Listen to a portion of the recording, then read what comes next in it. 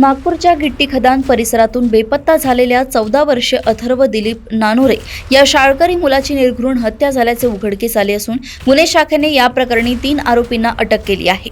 हनुमान जयंतीच्या रॅलीतून अथर्वचे अपहरण करण्यात आले होते। आरोपींनी मुलाच्या वडिलांकडून खंडणी वसूल करण्याच्या उद्देशाने हे पाऊल उचलले होते। मात्र मुलाने आरडाओरड केल्याने पकडले जाण्याच्या भीतीने त्यांनी त्याचा गळा आवळून खून केला। अथर्व 2 एप्रिल रोजी रॅलीतून बेपत्ता झाला होता। 4 एप्रिल रोजी कळमेश्वर हद्दीतील भरतवाडा रेल्वे क्रॉसिंग पुलावर एका पोत्यात त्याचा मृतदेह आढळून आला। तांत्रिक पुरावे आणि गुप्त बातमीदारांच्या मदतीने पोलिसांनी जय रामगोपाल यादव, केतन उर्फ कृणाल साहू आणि आयुष साहू या तिघांना ताब्यात घेतले। पोलिसी खाक्यात दाखवताच त्यांनी गुन्ह्याची कबुली दिली। आरोपींनी पुरावा नष्ट करण्यासाठी मृतदेह पोत्यात भरून फेकून दिला होता।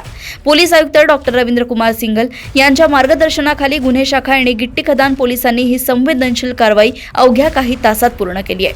नागपूर येथून क्राईम रिपोर्टर विशाल सोबत ऐश्वर्या शिंदे यांची रिपोर्ट। एक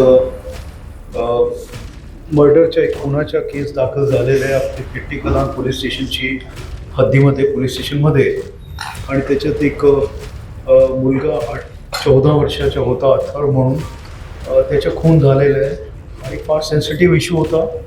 तो डिसअपियर झाला होता 2 तारीखला मिरवणूकमधून आणि त्याच्यानंतर त्याचे काही शोध लागत नव्हता।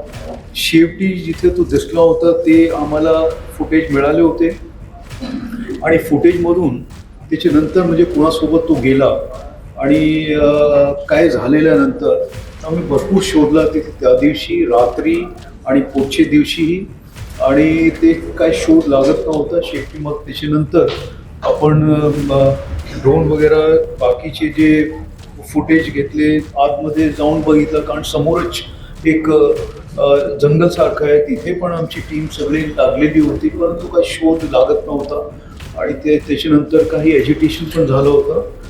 परंतु शेवटी काल जे आहे आम्ही डिटेक्ट केलेलं आहे गुन्हा, त्याच्यात 3 आरोपी ताब्यात घेण्यात आलेले आहेत। तर त्याच्या PCची म्हणजे कोर्टासमोर आपण घेऊन गेलेलो आहे। पुढची आमची याच्यात कारवाई चालू आहे आणि आम्हाला जे लिंक्स लागत होते ते जे आहेत ते लिंक्स लागलेले आहे। We have got the evidence also आणि त्याशिवाय कोणाच्या काय काय सहभाग कसे होता तीही सगळी माहिती आम्हाला मिळालेली आहे आणि त्याच्यानंतर म्हणजे त्याच्यात त्यांनी कशासाठी हे केला आणि केव्हापासून त्यांनी प्लॅनिंग केली होती ही सगळी माहिती आम्हाला मिळालेली आहे। त्याच्यात जे मेन आहे त्यांची जी तयारी होती जवळपास 20-25 दिवस अगोदर त्यांची ही तयारी होती चालू।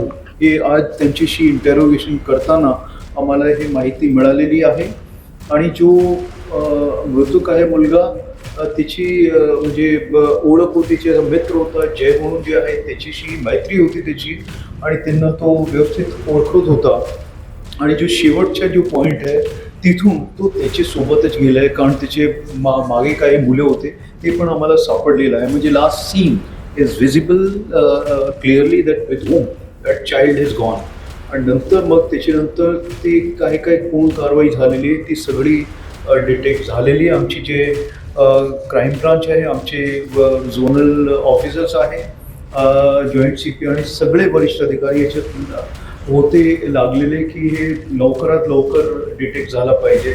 परंतु ते टेक्निकल एव्हिडन्सच्या आधारावरून CCTV फुटेजेसचे आधारावरून ते आपण एस्टॅब्लिश केलेलं आणि त्यांची जी पुढची आपण इंटरोगेशन केलेले त्याच्यात निष्पन्न होत आहे की कोण आरोपी आहे, ह्याच्यात त्यांनी कोणते वाहनाचा वापर केलेला आहे, किती वाजतात, कुठे ते होते, ते सगळं आता व्हेरिफिकेशन चालू आहे। आमची जे पोलिसनी भरपूर प्रयत्न याच्यात केले कारण this was a blind murder initially, म्हणजे काही सुराग लागत नव्हता आम्हाला। जवळपास 1.5 दिवस त्याच्यात गेला। फाइनली डिटेक्ट हो गया, 3 लोगों को हमने इसमें अरेस्ट किया है। आगे की कार्रवाई हमारी इसमें चालू है।